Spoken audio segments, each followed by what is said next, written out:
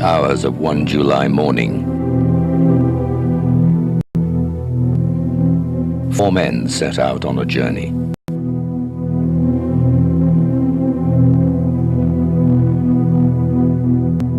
A journey that would end their lives and the lives of many more.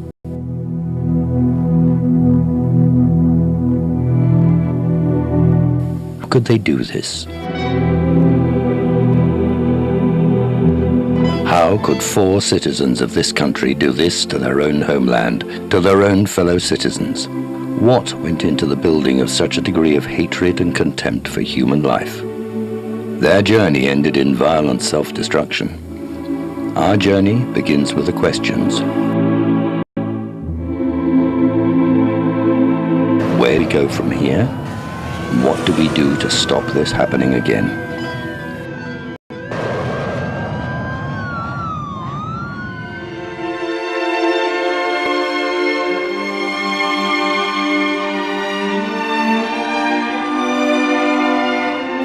Lasting solutions can only be based on a proper understanding of the problems.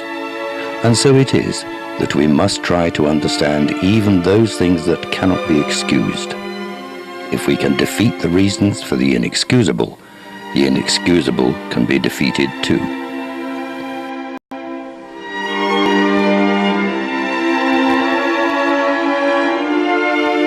Terrorism is not something new.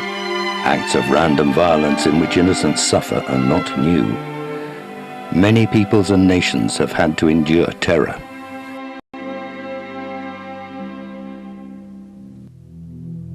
The means and methods of terrorism have adapted to modern technology, but its motives and manners are unchanged. Prejudice, intolerance, impatient contempt for others, and utter disregard for the sanctity of human life.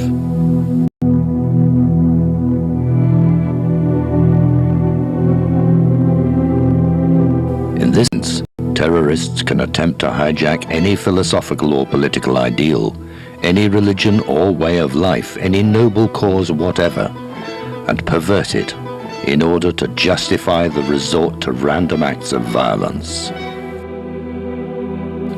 However benign or compassionate, however high-minded a cultural tradition may be, there is no guarantee that it will not be hijacked by a perverted few in their determination to excuse the inexcusable. Having said that, most people would agree that the world has entered a new phase since 9/11. The events of that day symbolize what has now become worldwide terrorism.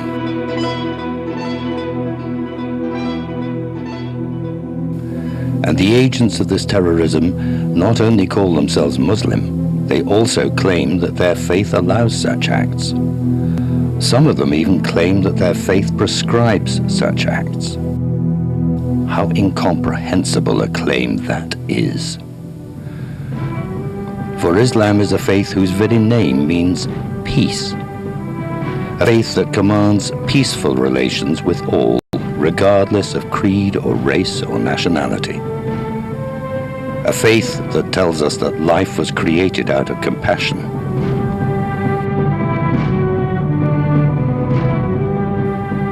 A faith that states that the unjust killing of one person is like the killing of all humankind, and that the punishment for it is hell. A faith that from the first called for interreligious dialogue and understanding. O people of the book, come to an agreement between us. A faith whose prophet said, I am sent as a mercy, not as a curse on humankind. Islam is a faith that celebrates the diversity of peoples as one manifestation of God's infinite attributes and a source of richness and blessing. Its scripture teaches us, O mankind, we created you from a single pair of a male and a female, and made you into nations and tribes that you may know one another, not that you may hate one another. What an absurdity it is that a faith centered on peace and compassion is associated by terrorists with their commitment to destruction and death.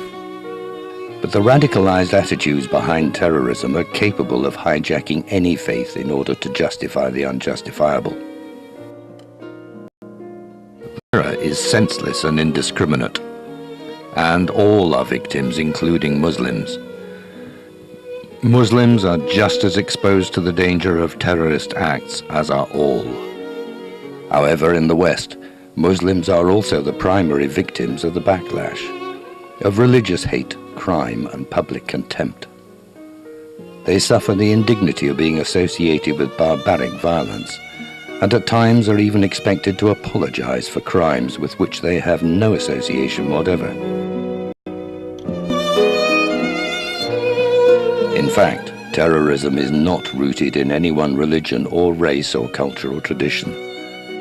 The only common characteristic of terrorism is that it pursues its goals through indiscriminate violence. Terrorism does not recognize the inherent value of life, and being blinded by hatred and rancor, it is incapable of rational thought. There are certain conditions that give rise to hatred and rancor.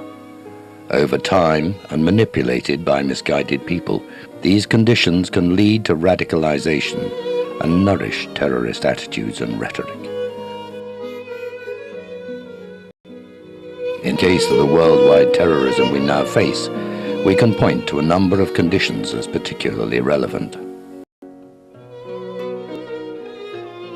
In the early part of the last century, many peoples engaged in national struggles for independence.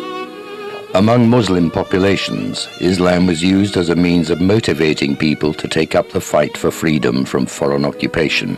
In this way, Islamic identity came to be associated with national or political identity and with patriotic pride.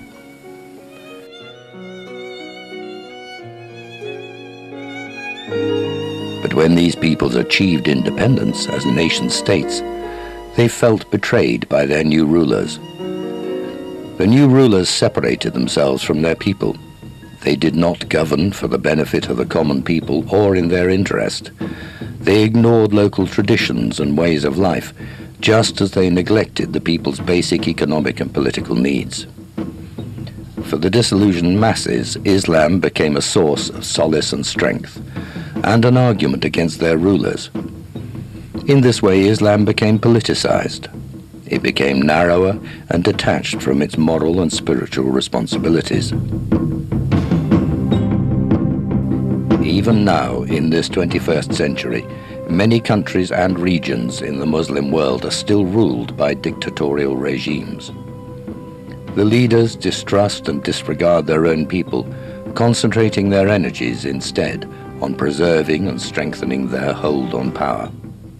They keep the people under control by restricting education, social progress, and basic freedoms. This intensifies the hatred and animosity the people feel towards their rulers. The people, long deprived and humiliated, are all too easily persuaded that the rich West is to blame for their plight. A substantial number of people in Muslim countries believe that foreign powers are responsible for supporting, protecting, and even installing the ruling elites and dictatorships they suffer from. They therefore blame these foreign powers for much of the deprivation and humiliation they endure. The root of terrorism is not religion or race or nationality. Rather, terrorism finds it easier to develop in the midst of this threefold deprivation. Firstly, a lack of rounded, effective education. Secondly, a lack of basic social and human rights. Thirdly, the lack of opportunity to integrate and interact positively with the wider world. Combined with powerlessness to improve these conditions, such deprivation leads to hopelessness, then resentment and anger at whoever can be blamed. In the hands of terrorists and radicals, this turns into prejudice, hatred, and repugnance towards the West. Evidently, such feelings and perceptions were powerful enough to have permeated the minds and hearts of those British citizens who planned and committed the outrages of 7/7. However well-educated and well-off these citizens may have been themselves, they were nonetheless influenced and affected by the rhetoric which claimed to voice the despair of the Muslim world. lasting solutions can only be based on a proper understanding of the problems. If the root problem is rightly identified as backwardness, poverty, and isolation, the answer surely lies in sustained efforts to provide opportunities for education, social justice, and dialogue.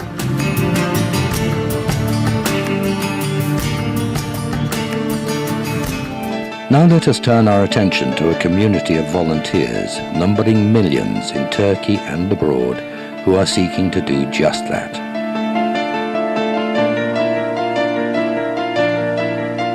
Volunteers who are inspired by the likes of the 13th century mystical poet Yunus Emre, who said, "We love the created because of the Creator." The great Sufi master Jalal el-Din Rumi, who said, "With one foot grounded firmly in Islam, I move like a compass among all the other different communities." And today, Fethullah Gulen, an Islamic scholar and peace activist who teaches, "Be so tolerant that your bosom becomes wide like the ocean. Become inspired with faith and love of human beings. Let there be no troubled souls to whom you do not offer a hand, and about whom you remain unconcerned." Literally millions have been motivated by Fethullah Gulen's positive message of love, peace, education, and dialogue. Through his sermons and lectures, his writings and other activities, he has taught a whole generation in Turkey and abroad. Motivated by his teaching, the volunteers have established hundreds of schools in over 80 countries, including Pakistan, Bangladesh, and India. Many students inspired by Fethullah Gulen trained as teachers in order to be able to serve in these schools. Once graduated, they travel to different parts of the world, far from home, to educate future generations. These schools are non-denominational and follow the national curriculum of the country in which they are based. They strive to combine academic excellence with the instruction of sound morals. Through the good example of teachers and other staff, these schools try to instill in students universal values such as honesty, fairness, humility, respect for others, tolerance, responsibility, cooperativeness, and compassion. These schools take pride in bringing together students from different backgrounds, faiths, and cultures. For example, in northern Iraq, 6 such schools have been running since 1999. In these schools, Sunni, Shia, and Kurdish Iraqis study together the same syllabus in the same classrooms. In Zamboanga, on the southern Philippine island of Mindanao, there is another such school called the Philippine Turkish School of Tolerance. It was founded in 1995 in this very turbulent region, where the population is about half Muslim and half Christian. The school functions as an oasis of peace, with Christian and Muslim students learning side by side. In addition to the schools, Fethullah Gulen has been encouraging the community of volunteers to engage in interfaith and intercultural dialogue. He has personally set a good example by meeting with faith leaders to establish bonds of friendship. Among the distinguished leaders he has met in the 1990s are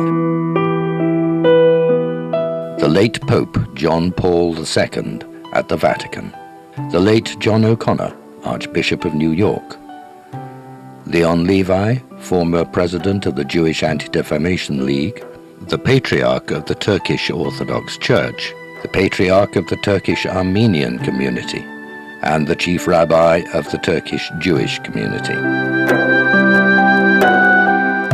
As a result of Gulen's efforts, hundreds of dialogue associations and charities have been founded all over the world.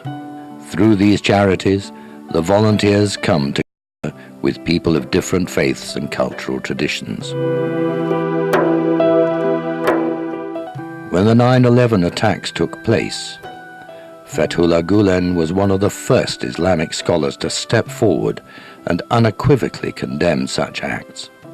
He said, "Terror can never be used in the name of Islam or for the sake of any Islamic end. Acts such as random killing, suicide bombings and kidnappings are completely forbidden in Islam and can never be undertaken whatever the circumstance or condition. Those who kill one innocent person through such acts are considered in Islam to have killed the whole of humankind. A terrorist cannot be a Muslim, and a Muslim cannot be a terrorist. A Muslim can only be the representative and symbol of peace, well-being and prosperity." To help share the message of peace and love which they believe is at the heart of Islam, this community of volunteers have founded, as well as hundreds of schools across the world, an international TV channel, a daily newspaper with the highest circulation in Turkey, a number of periodicals in different languages, and various interfaith platforms and think tanks. This community is not a post-9/11 phenomenon. It does not represent a reactive effort. Rather, it is a proactive movement that has continued its service for over half a century. It is an example of how people can work together, individually and collectively, to eradicate distrust, hatred and prejudice, and nurture in their place mutual respect and understanding, and a loving tolerance.